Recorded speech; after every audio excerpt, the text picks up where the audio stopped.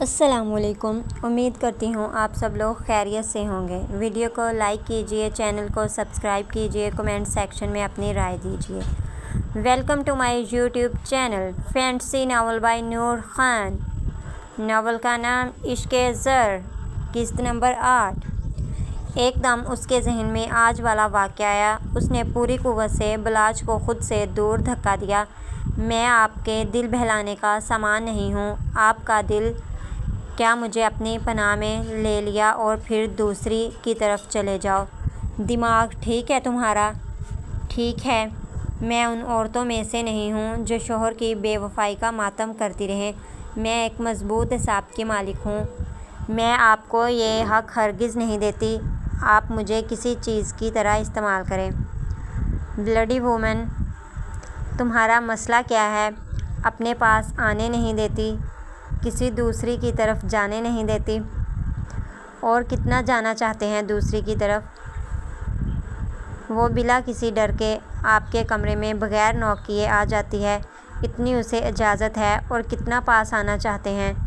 صبح آپ اس کے پاس جا رہے ہیں اور رات کو بستر پر میرے ساتھ گزارنا چاہتے ہیں۔ زرنور، وہ غصے سے بھڑکا۔ بھڑکنے سے سچ نہیں بدل جاتا۔ دن میں آپ اس کے ساتھ رنگینیاں منائیں اور رات کو بیوی آپ کو اپنی پناہ میں چاہیے۔ چٹخ، یہ تھپڑ تمہیں یاد دلائے گا تم کیا بول رہی تھی۔ اس نے اپنی قمیض پہنی اور باہر نکل گیا۔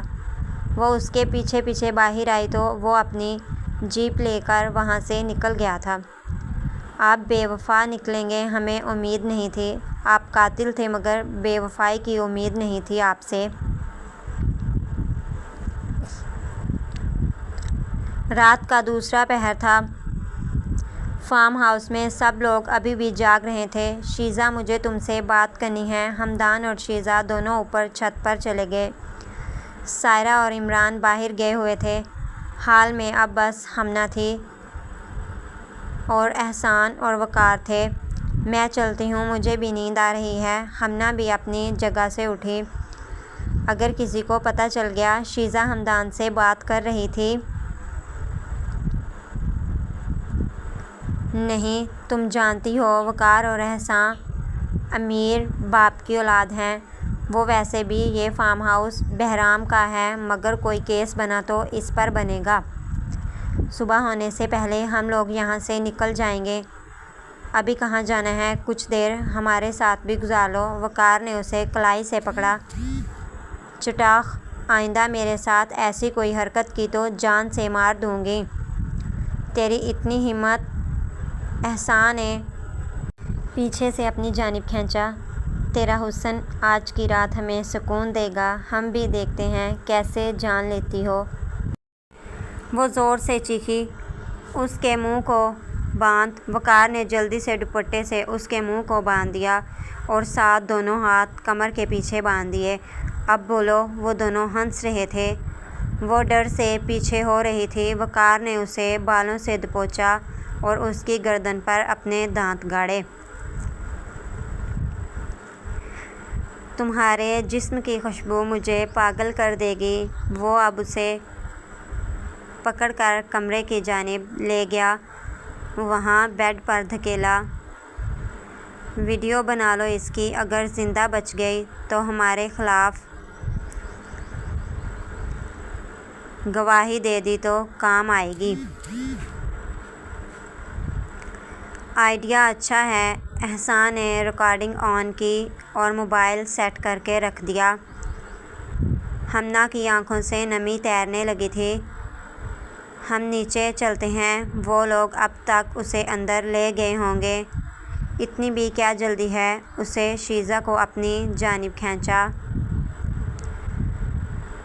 جنید نے جیپ روکی، وہاں دوسری سیٹ سے موبائل اٹھایا۔ چچا، یہ فون دے دینا لڑکی کو۔ ٹھیک ہے صاحب جی۔ وہ پلٹنے لگا تھا۔ اچانک اس کے ذہن میں پتہ نہیں کیا آیا۔ اسے شیرو کی آواز آئی۔ میں خود دے دیتا ہوں، ساتھ شیرو کو بھی دیکھتا ہوں۔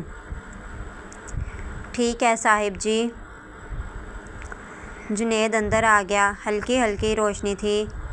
گیٹ سے بلڈنگ تک تھوڑا دور تھی۔ وہ پیدل چل رہا تھا۔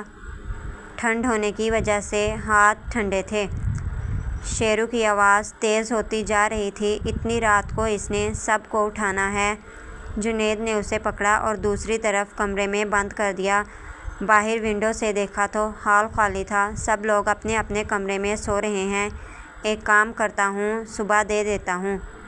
وہ واپسی کے لیے پلٹا۔ اچانک کچھ ٹوٹنے کی آواز آئی۔ اسے عجیب لگا۔ اس نے جیب سے دوسری چابی نکالی اور مین دروازہ کھولا۔ وہ چلتا ہوا اندر آیا۔ صوفے سے تکیہ نیچے زمین پر گرا ہوا تھا۔ ٹیبل سے گلدان نیچے گر کر ٹوٹا ہوا تھا۔ وہم کا کوئی علاج نہیں۔ اس نے شال سیٹ کی اور پلٹ گیا۔ دو لوگوں کی آواز اسے اپنی طرف متوجہ کر گئی۔ یار یہ کتنی خوبصورت ہے، میں نے کہا تھا نا آج کی رات مزے کریں گے۔ ہمنا بیڈ سے کھسک رہی تھی۔ سائڈ ٹیبل سے دوسرا گلدان اس کا سر لگنے سے زمین پر گرا تھا۔ تڑپ رہی ہے۔ احسان نے اسے پاؤں سے کھینچا۔ وہ دونوں اس پر جھکے تھے۔ جنید کو اب شک ہوا۔ اس نے اپنی گن نکالی اور جہاں سے آواز آ رہی تھی اس کمرے کے قریب آیا۔ دروازہ اندر سے بند تھا۔ اس کے پاس دوسری چابی تھی۔ اس نے لاک گھمایا۔ دونوں اس قدر مدہوش تھے کہ دروازہ کھلنے کی آواز سنائی نہیں دی۔ جنید ساکت ہوا تھا۔ وہ دونوں ایک لڑکی پر جھکے تھے۔ اس نے چھت کو دیکھ کر گولی چلائی۔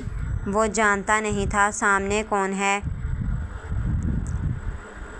گولی قبضوں سے دونوں دور ہوئے تو بیڈ پر ہمنا تھی۔ اس کی حالت ایسی تھی جیسے کسی پر حد سے زیادہ تشدد کیا گیا ہو۔ ہمنا کو اس طرح دیکھ کر اس کی دنیا ہل گئی تھی۔ تم یہاں کیا کر رہے ہو؟ وہ اب جنید پر بھڑکے تھے۔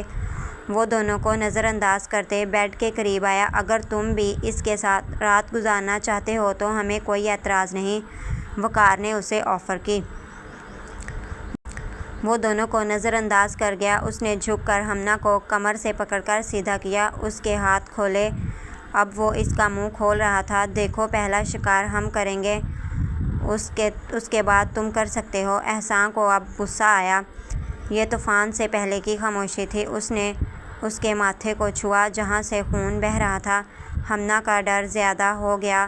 اسے اب جنید سے ڈر لگ رہا تھا۔ وہ پیچھے ہوئی تھی۔ اس نے کمر سے تھام کر آگے کیا، اپنی شال اس کے گرد لپیٹی۔ کچھ نہیں ہوگا، کچھ نہیں ہونے دیں گے، وہ اسے یقین دلا رہا تھا۔ اب کی بار وہ پلٹا تھا۔ یا تو تم دونوں خود اپنی جان لے لو یا پھر میں مار دیتا ہوں۔ اب فیصلہ تم دونوں کا ہے۔ تم ہمیں دھمکی دے رہے ہو؟ نہیں، آفر کر رہا ہوں۔ اگر میری جگہ سائیں ہوتے تو کبھی بھی آفر نہ کرتے۔ بکواس بند رکھو۔ تم ایک ملازم ہو، جانتے نہیں ہو ہمارے گھر والوں کو۔ جنید نے گن لوڈ کی۔ ٹریگر پر ہاتھ رکھا۔ پہلے تمہیں کس نے چھوا تھا؟ اس نے سوال ہمنا سے کیا تھا۔ وہ خاموش تھی۔ کچھ پوچھا ہے؟ اب کی بار آواز اونچی تھی۔ وقار۔ اس نے ٹکڑوں میں نام لیا۔ اس نے ایک ساتھ 4 فائر کیے وقار پر۔ پہلا فائر جسم کے سب سے نازک وجود پر کیا تھا جس سے وقار کی چیخیں بلند ہوئی تھیں، پھر دوسرا دل پر اور چوتھا دونوں آنکھوں پر۔ احسان دیکھ کر کانپ گیا۔ شیزہ اور ہمدان آواز سن کر نیچے بھاگے۔ ہمنا کی بھی چیخ نکلی۔ آنکھیں بند نہیں ہونی چاہیے، وہ ہمنا سے کہہ رہا تھا۔ بالکل اسی طرح گولیاں احسان کو ماری تھیں۔ جب تک وہ نیچے آئے تھے دونوں موت کے روبرو تھے۔ چلو میرے ساتھ۔ اس نے ہمنا کو پکڑ کر اپنے ساتھ کھڑا کیا۔ وہ رک گئی۔ بھروسہ رکھو، تم سائیں کی بہن ہو۔ میں تمہارے ساتھ کچھ غلط نہیں کروں گا، مگر تمہیں یہاں نہیں